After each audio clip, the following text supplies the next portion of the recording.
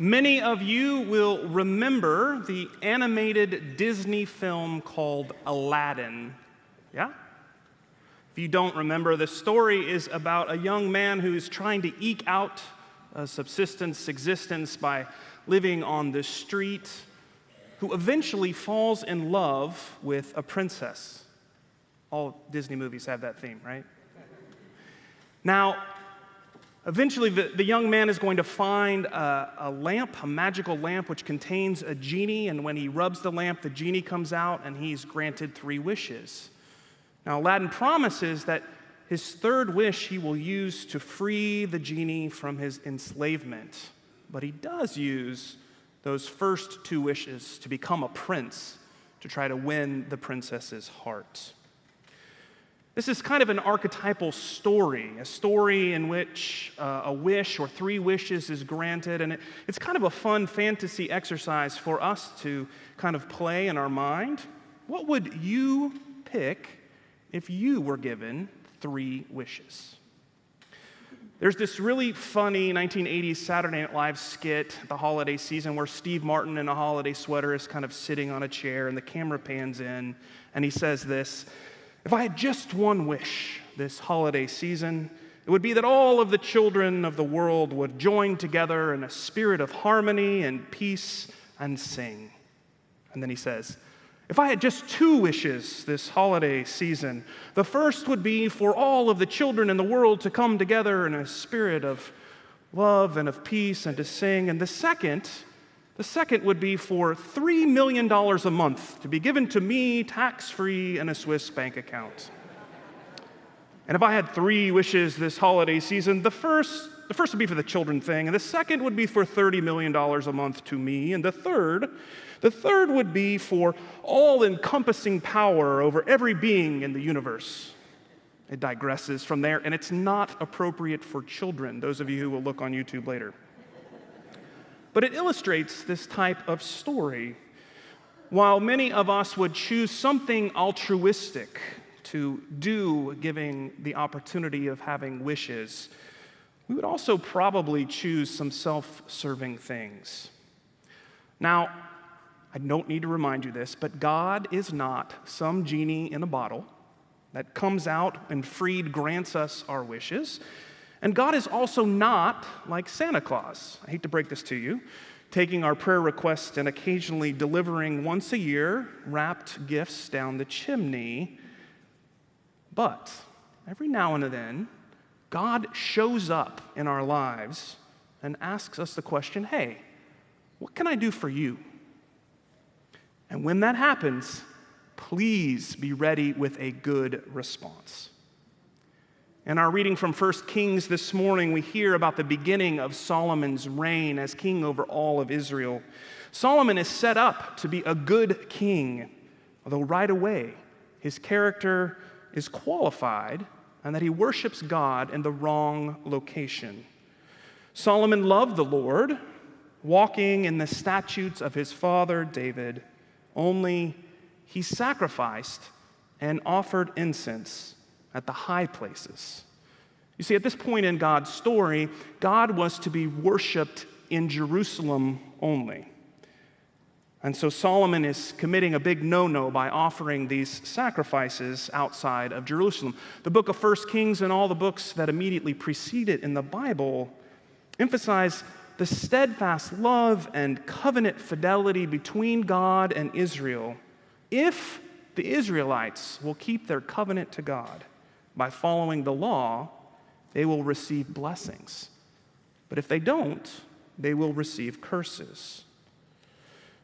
So at one of these high places, the main one, in fact, Gibeon, where Solomon made thousands of sacrifices, God appears to Solomon in a dream, and he asks him, "Ask what I should give to you." Now, this theophany, or appearance of God, is an incredible example of the many times throughout the Bible where the divine breaks into the ordinary. Think of God wrestling with Jacob, or God walking with Adam and Eve in the garden, calling out to Moses from the burning bush, leading the people of Israel by clouds of fire. speaking through various angels and other divine figures. As we read through the Bible, these encounters with the living God are so frequent, we would do well to ask, where is God appearing to us today? And so when God asks Solomon what God can give to Solomon, his response may be a guide for our own response and our own encounters with God. Solomon says, "Give your servant, therefore, an understanding mind to govern your people, able to discern between good and evil." Solomon admits he doesn't have it all figured out, and he could really use God's help through the gift of holy wisdom. Now, by asking for wisdom in the first place, Solomon is demonstrating that he already possesses wisdom. Wisdom begetting wisdom is a common theme of the wisdom literature that we encounter throughout the Bible. In Proverbs, we hear, "Give instructions to the wise, and they will become wiser still. Teach the righteous, and they will gain understanding." Solomon shows his wisdom even before God grants him his request. So this week, in thinking about our time together, I've been thinking about God's wisdom, and I hope you remember that wisdom is characterized and personified by a feminine person in Sophia in the Holy Bible. Paul reminds us of the difference between knowledge and wisdom. He comments in Corinthians, "We possess all knowledge, but knowledge puffs up, but it's love that builds up." Paul notes that the wisdom of this world is foolishness to God. And in a writing attributed to Solomon himself, we're told that the fear of the Lord is the beginning of wisdom.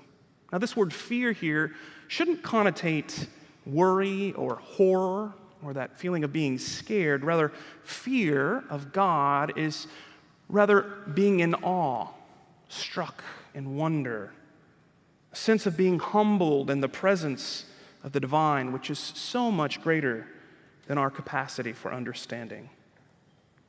Wisdom is what helps us to know when and how God is being made manifest in our lives and in our world today.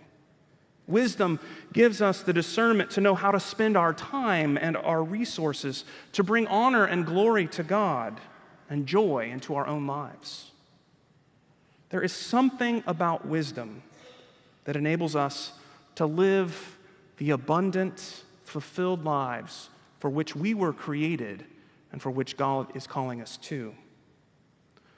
Wisdom is earned by spending time with God in prayer and the study of the Holy Bible, and by worshiping God in spirit and truth.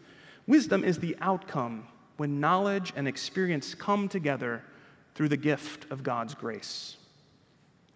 Today, we begin a renewed quest for God's wisdom here at St. Michael. Starting at 3 o'clock this afternoon, right here in this space, we as a church are going to read through the whole Bible from Genesis chapter 1 through Revelation 22. Next week and all the Sundays following at 10 a.m., all ages will gather to experience a meaningful dive into the narrative arc of God's story.